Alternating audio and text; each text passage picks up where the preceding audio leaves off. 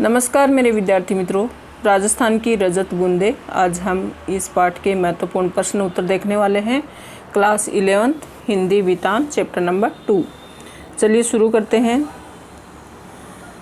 पहला प्रश्न है, राजस्थान में कुएं किसे कहते हैं? इसकी गहराई और व्यास तथा सामान्य कुओं की गहराई और व्यास में क्या अंतर है? मतलब कुएं जो होते हैं और कुएं होती है, इन दोनों की गहराई और व्यास में क्या अंतर होता है? राजस्थान में रेत अथाह है। अथाह मतलब बहुत ज़्यादा है। वर्षा का पानी रेत में समा जाता है, जिससे नीचे की सतह पर नमी फैल जाती है। ये नमी खड़िया मिट्टी की परत के ऊपर तक रहती है। इस नमी को पानी के रूप में बदलने के लिए 4-5 हाथ के व्यास की जगह को 30 से 60 हाथ की गहराई तक खोदा जाता है। खुदाई के साथ साथ चिनाई भी की जाती है। इस चिनाई के बाद खड़िया की पट्टी पर रिस कर पानी एकत्र हो जाता है। इसी तंग गहरी जगह को कुएं कहा जाता है और ये कुएं का स्त्रीलिंग रूप है। यह कुएं से केवल व्यास में छोटी होती है, परंतु गहराई में लगभग समान होती है। आम कुएं का व्यास 15 से 20 हाथ का होता है, परंतु कुएं का व्यास 4 या 5 हाथ का होता है। व्यास का मतलब है कि कुएं की जो गोलाई होती है वो कितनी होती है।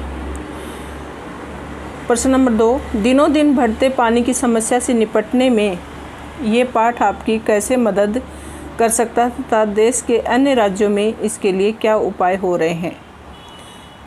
तो उत्तर है, मनुष्य ने प्रकृति का जैसा दोहन किया उसी का अंजाम आज मनुष्य भुगत रहा है। जंगलों की कटाई, भूमि का जल स्तर घट गया है और वर्षा, सर्दी, गर्मी आदि सभी अनिश्चित हो गए हैं। इसी प्राकृतिक परिवर्तन से मनुष्य में अब कुछ चेतना आई है। अब वह जल संरक्षण के उपाय खोजने लगा है। इस उपाय खोजने की प्रक्रिया में राजस्थान सबसे आगे है, क्योंकि यहाँ जल का पहले से ही अभाव था। इस पाठ में हमें जल की एक एक बूंद का महत्व समझने में मदद मिलती है। पेयजल आपूर्ति के कठिन, पारंपरिक, समझदारीपूर्ण तरीकों का पता चलता है। अब हमारे देश में वर्षा के पानी को एकत्र कर उसे साफ करके प्रयोग में लाने के उपाय और व्यवस्था सभी जगह चल रही है। आप देख रहे हो ना कि जगह जगह पे कुंड बनाए जा रहे हैं, वहीं कई जगह पर वर्षा का पानी इकट्ठा किया जाता है। तो लोग जागरूक हो गए हैं और लोगों को पानी का महत्व भी समझ में आ गया है। अगला प्रश्न है, चेजारों के साथ गांव समाज के व्यवहार में पहले की तुलना में आज क्या फ़र्क आया है? पाठ के आधार पर बताइए। चेजारे कौन होते हैं? जो मकान बनाने का काम करते हैं, कारीगर जो होते हैं, दीवारें जो चिनते हैं, वही चेजारे अर्थात चिनाई करने वाले। कुएं के निर्माण में ये लोग दक्ष होते हैं। राजस्थान में पहले इन लोगों का विशेष सम्मान था।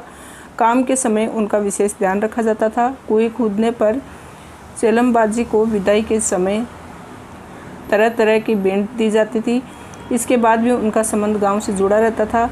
प्रथा के अनुसार कुएं खोदने वालों को वर्ष भर सम्मानित किया जाता था और उन्हें तीज त्योहारों पर भी भेंट दी जाती थी। अगला प्रश्न है, निजी होते हुए भी सार्वजनिक क्षेत्र में कुएं पर ग्राम समाज का अंकुश लगा रहता है। लेखक ने ऐसा क्यों कहा कि लोग अपनी पर्सनल कुएं खुदवाते हैं, लेकिन फिर भी समाज का उनके ऊपर दबाव रहता है, अंकुश रहता है? ऐसा क्यों? उत्तर है, जल और विशेष रूप से पेयजल सभी के लिए सर्वाधिक महत्वपूर्ण है।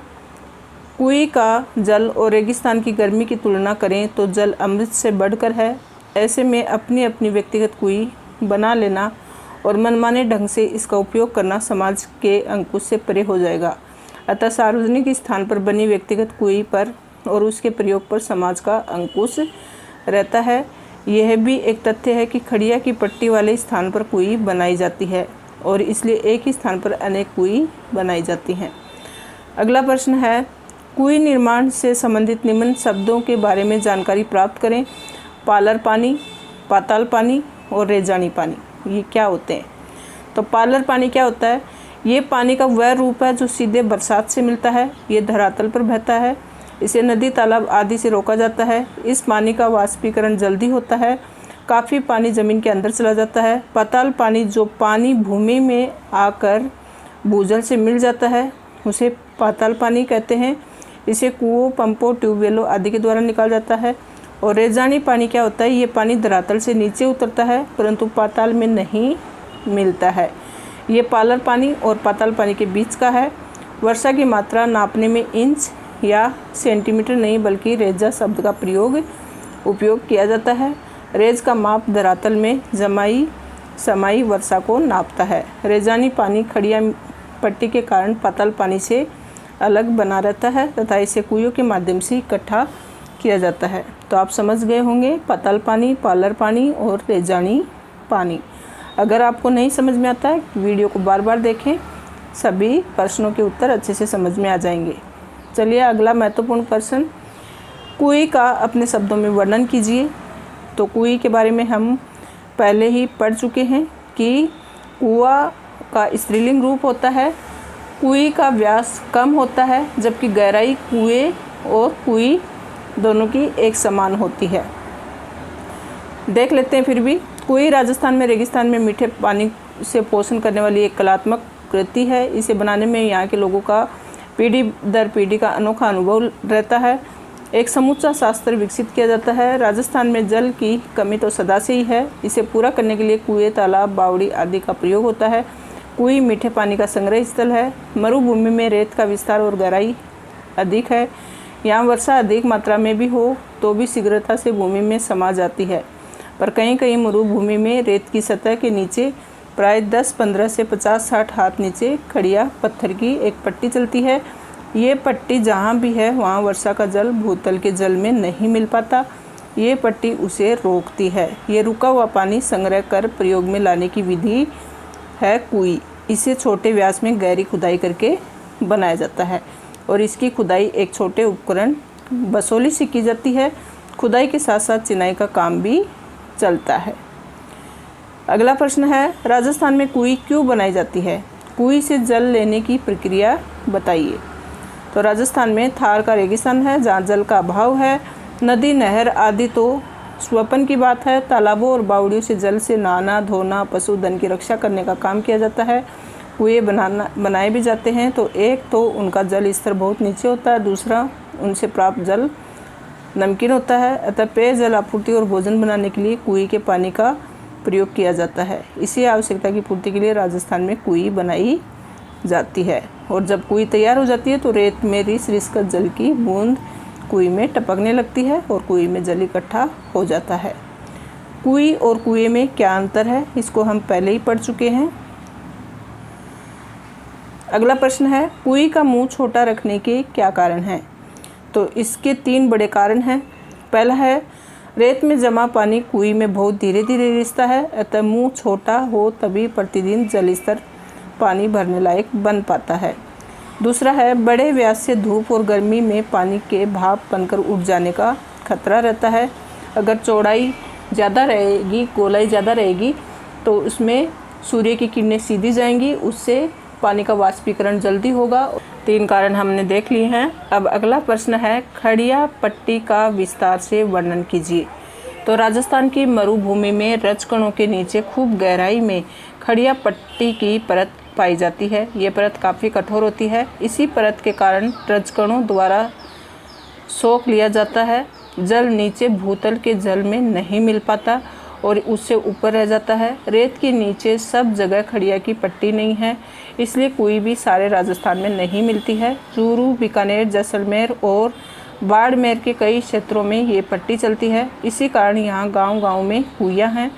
जैसलमेर ज़िले में एक गांव खंडेरों की ढाणी में तो 120 कुइयाँ थी। लोग इस क्षेत्र को 6 BC कहते थे, मतलब 6 गुणा 20। इस पट्टी को पार भी कहा जाता था। जैसलमेर व बाड़मेर के कई गांव पार के कारण ही आबाद हैं। अलग अलग जगहों पर खड़िया पट्टी के अलग अलग नाम हैं। कहीं पर चाहे चारोली है तो कहीं धांधड़ो, धड़धड़ो, कहीं पर बिट्टू से बिल्लियों के नाम से भी जानी जाती है। कहीं इस पट्टी को खड़ी भी कहते हैं। तो खड़िया पट्टी पर कुएं बनने के कारण इसके अलग अलग नाम हैं। अगला प्रश्न है, जो रेत के कण मरुभूमि को सूखा बनाते हैं वे ही रेजानी पानी का संग्रह करवाते हैं। तो पाठ के आधार पर इसका वर्णन करना है। रेत के कण बहुत ही बारीक होते हैं। वे अन्यत्र मिलने वाली मिट्टी के कणों की तरह एक दूसरे से चिपकते नहीं। जहाँ लगाव है वहाँ अलगाव भी है। जिस मिट्टी के कण परस्पर चिपकते हैं वे अपनी जगह भी छोड़ते हैं और इसलिए यहाँ कुछ स्थान खाली छूट जाता है।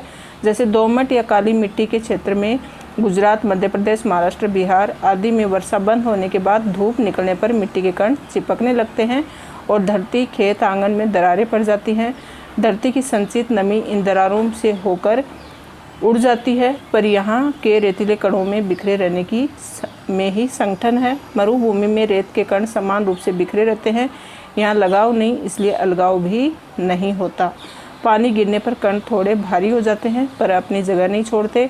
भीतर समाया वर्षा का जल भीतर ही रहता है।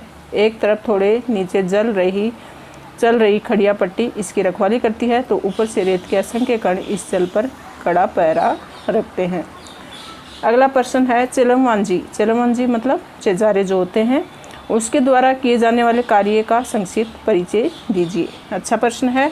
तो चेलमवांजी चेजारे वह व्यक्ति है जो रेगिस्तानी इलाकों में कुएं खोदने का कार्य करते हैं।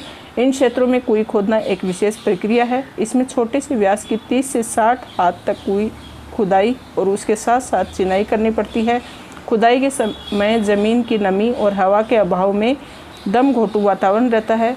चिनाई के लिए ईंट, पत्थर या खीप की रस्सी गिराई जाती है। सिर को चोट से बचाने के लिए पीतल व तांबे का टोप पहना जाता है। तो ऐसी प्रक्रिया बहुत कठिन होती है। बेचारे चेजारे किस तरह से कुएं खोदने का काम करते होंगे, क्योंकि वो बहुत ही संकरी सी होती है और बहुत गहरी खुदाई करनी पड़ती है। ऊपर से रेत की कणों की मुट्ठी भर के फेंकते हैं ताकि उनको हवा मिल सके और ऊपर से पत्थर गिरने का डर रहता है तो उनको पीतल या तांबे का टोप पहनाया जाता है। राजस्थान में कुएं केवल जल आपूर्ति ही नहीं करती, सामाजिक संबंध भी बनाती है। ये बहुत अच्छा प्रश्न है। किस तरह से, मतलब कुएं जो है वो सिर्फ जल की पूर्ति नहीं करती, सामाजिक संबंध भी बनाती है। तो कुएं जनसंपर्क स्थापित करने का काम करती है। कुएं की खुदाई करने वाला चेजारा जो है वह जिस परिवार के लिए कुएं बनाता है उसका मानवीय सदस्य बन जाता है, क्योंकि रेतीले मरुस्थल में जल सबसे कीमती अमृत माना जाता है। अतः चेजारा अन्नदाता से भी बड़ा होता है। केवल कुएं बनाने तक ही नहीं, उसे सदा के लिए 30 त्यौहार, शादी ब्याह में बुलाया जाता है। आदर के साथ भेंट दी जाती है। फसल के समय खलिहानों में भी उसके नाम का ढेर अलग से लगाया जाता है। चेजारों के अतिरिक्त कुएं सामान्य जनों को भी एक समान धरातल पर ले आती है और यहाँ अनेक कुएं होती हैं और पानी लेने का समय भी एक ही होता है। उसी समय गांव में मेला सा लगता है। सभी घिरनियाँ एक साथ घूमती हैं, लोग एक दूसरे से मिलते हैं। जल लेने के साथ साथ सामाजिक जुड़ाव भी होता है। निजी होकर भी सार्वजनिक स्थान पर बनी कुएं समाज को जल के नाम पर ही सही समानता की धरातल पर ले आती हैं। तो इसलिए कुएं सिर्फ जल की पूर्ति नहीं करती बल्कि लोगों में संबंध भी स्थापित करती हैं। अगला प्रश्न है बच्चों, राजस्थान में जल संग्रह के लिए बनी कुएं किसी वैज्ञानिक खोज से कम नहीं। तो देखो, कुएं का आविष्कार करना, फिर खड़ी पट्टी की खोज करना, ये किसी अनुभव के बिना संभव नहीं है। तो वैज्ञानिक खोज इसको कहा जा सकता है, वैज्ञानिक खोज से कम इसको नहीं माना जा सकता। देख लेते हैं। आवश्यकता आविष्कार की जननी है, ये कथन राजस्थान की कुएं पर पूरी तरह सत्य सिद्ध होता है। जहाँ जल की जितनी कमी है वहीं इसे खोजने और संग्रह करने के लिए अनेक तरीके खोज निकाले गए हैं। इसी प्रक्रिया में कुएं एक वैज्ञानिक खोज है।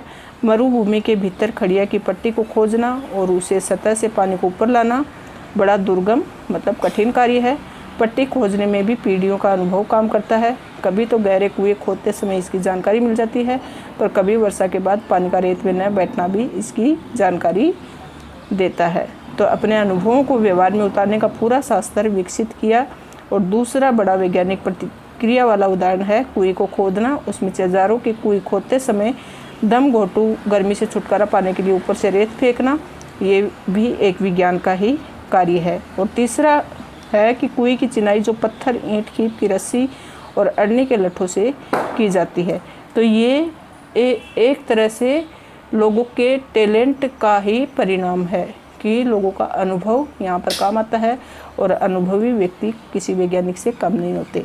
अगला है, कुएं की खुदाई को विशेष प्रक्रिया क्यों कहा गया है, विस्तार से बताइए। तो कुएं के बारे में हम इतनी सारी जानकारी प्राप्त कर चुके हैं और ये कुएं की खुदाई एक विशेष प्रक्रिया के तहत ही होती है।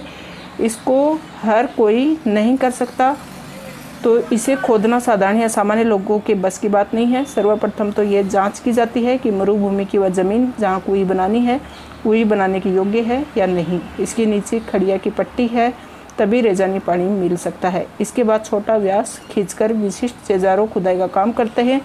खुदाई के लिए फावड़ा कुदाले का प्रयोग नहीं, वरन बसोली नामक एक छोटी डंडी में लगे नुकीले फाल वाले औजार से इसकी खुदाई की जाती है। तो ये हमने देख लिया है और ये बहुत ही अच्छा महत्वपूर्ण प्रश्न है। इसको आपको अच्छे से 2-3 बार समझना है। फिर देखो कुएं जैसे जैसे करते हैं वैसे वैसे चिजारे का दम घुटता है, क्योंकि वह गहराई तक जाता है। और उसको दूर करने के लिए क्या करते हैं, ऊपर से खड़े लोग एक मुट्ठी रेत फेंकते हैं, जिससे इसके साथ ही ताज़ी हवा कुएं के अंदर जाती है। और छोटे से डोल या बाल्टी में नीचे से रेत ऊपर भेजी जाती है। चिनाई का काम भी साथ साथ चलता है। चिजारे सिर पर लोहे या पित्तल का टॉप पहने रखते हैं। ये खुदाई की प्रक्रिया तब तक चलती रहती है जब तक कि खड़िया की पट्टी नहीं आ जाती। खड़िया की पट्टी आने पर सजलती का उत्सव मनाया जाता है। जलधार आ जाती है, चिजारा ऊपर आ जाता है। विशेष भोज का आयोजन किया जाता है।